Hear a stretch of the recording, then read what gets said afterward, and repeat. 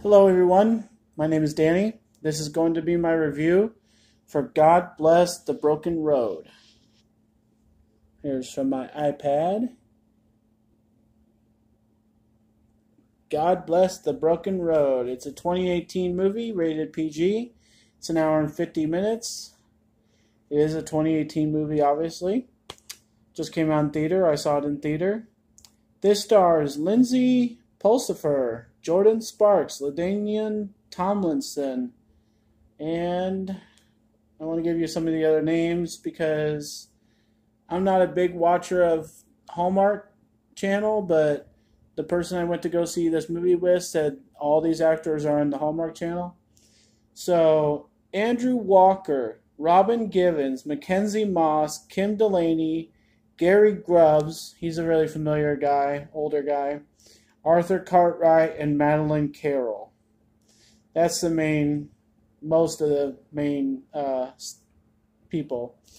So, the little pre-story description thing online is that a financially struggling woman, after her husband passes away, she meets a race car driver. That's the description. And I think that's pretty pathetic. And that ends up being what kind of describes this movie as pathetic. I'm glad that all the people in this movie are either a famous musician or some well-known singer, probably country music for most of them. And obviously LT is a professional football player. He was okay. I was surprised to find out that it was him at the end of the movie. I didn't really recognize him. And then some other people have been on Hallmark and all the sappy movies they make on there. But nobody's a big-time star, except maybe that Gary Grubb. He's done some good things in the past I know of. I am all for the Christian movies. We all know the song, God bless the broken road and let me stray to you. It's a great song. It's a great title for a movie. That's fine.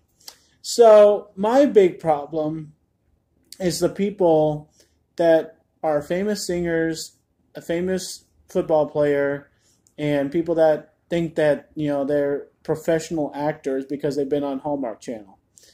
This movie was pieced together with these actors, and all of them thought they knew what they were doing, and it comes off that none of them know what to do whatsoever. The main depressed wife doesn't really seem depressed. She seems really angry and bitter, but then she has these moments of just sunshine and rainbows when her friends come by serving her meals, and everybody and their dog tries to help her with financial struggle, but she won't listen to one person because she thinks that she's, meant to be struggling and depressed because her husband died. There's other things to live for life, and I know that it kind of gets hard to deal with and everything when you have a loved one pass away, but you've got to listen to people around you telling you common sense things like maybe selling your house, and you can't just start pawning stuff. I mean, it's just a weird character for her, and I wasn't really hanging with a lot of things that she was doing. So the main point of what they want their movie to be about, I guess, is when she meets this race car driver, and he's just like the same way. We must hear from his coach about 5 times in this movie that he needs to learn how to slow down on the curve so he can extend on this straightaway and pass people in races. We hear that 5 times. So his character is to be stubborn, and he crashes every time until he learns that his life might be more valuable than just some race, and he actually learns to slow down right at the end. I'm like, what is wrong with these characters, So it's tough to watch that way with people just being stubborn, stupid people, then that's their character that they were given. And then they're obviously bright and beautiful people, so they have to like half-ass, the attempt and everything. It's kind of sad, to be honest, because this is supposed to be a really nice movie. It's based off a great song, and people are going to go see it thinking, oh, what a great Christian inspirational movie. It is, the daughter's good.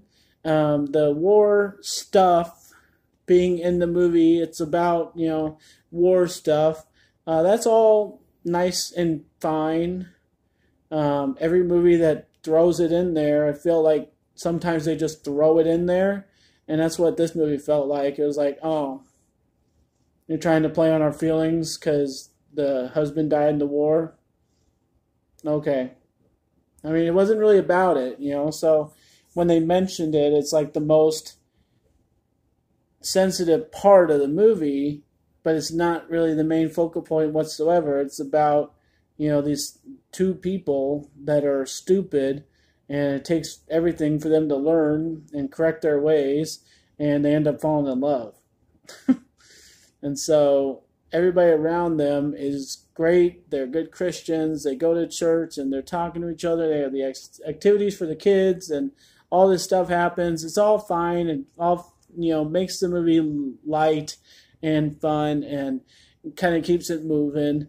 And I just can't take these two main characters. I don't know what they were thinking with them, but person next to me and a couple other people, the mother-in-law is really awful in this movie because it's her son that dies, and she doesn't like the wife that survives. And so they butt heads a couple times, and there's this one line from the mother-in-law to the daughter-in-law saying, oh, you forgot about my son, huh? And it's been like 2 years, 2.5 years since the son died. And, everybody in the crowd around me seriously asked out loud, well, can't she move on in 2 years? I mean, she can't go on a date? We were all just like using our common sense, we're talking to the movie like, you don't make sense whatsoever. So I guess that just means the writing's horrible, and that's my main point. So I'm sorry about this movie. It ends fine, and it feels great, and there's good music, and there's good side characters all cheering for the main character to just come out of their funk and listen to them and take some advice and turn their life around. And we never really learn when and how this mom of the young girl turns her life around. It kind of skips that sequence, and we're just left to assume that she started spending her money wisely or something. I don't know. But maybe the stepmom, came to terms with her and gave her a loan. We don't know. We have no idea. You should have a better job. We don't know. So if the race car driver ended up going back to the pros, or if he stuck around for the girl, we don't know. There's a lot of loose ends. So as much as I like, the music, as much as I like the side characters and the funny lines and the seriousness of when it gets serious, it kind of felt like the first half of the movie was all problem, problem, problem, problem, problem. And then the second half of the movie was all solution, maybe some solutions, but it didn't solve everything and it didn't answer every question. And so it was kind of a hard watch that way too, where it's just bad and then good, but all the good stuff didn't answer every question and it wasn't in order. So it was just kind of scrambled.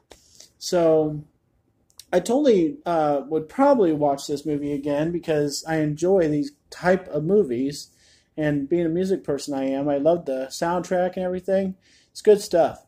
But the main characters are hard to watch. I'm not sure why they are made main characters, except the fact that they're beautiful people. So for a Christian movie, I got to keep it at a C. But for how bad it was, I got to give it a C-. So thanks, guys. My name's Danny. I'm giving a C- to God Bless the Broken Road. I do advise seeing it. I probably will own it. It's kind of tough. So thanks a lot. If you like this or any of my other videos, try and give some of them a watch. Like and subscribe to my channel if you would. And praise God. And enjoy movies, guys. Thanks.